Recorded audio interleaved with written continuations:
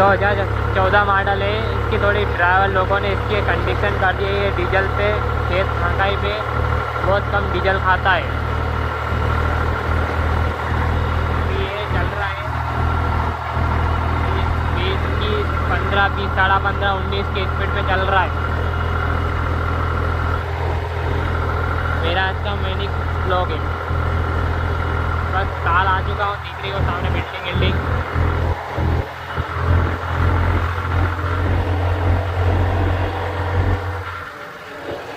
मेरे को पैसे कहीं से भी कमाने ज़रूरी है।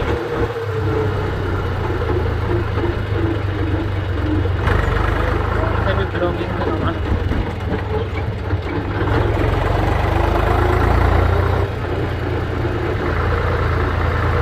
कहीं से पैसे कमाने पड़ेंगे ब्लॉगिंग।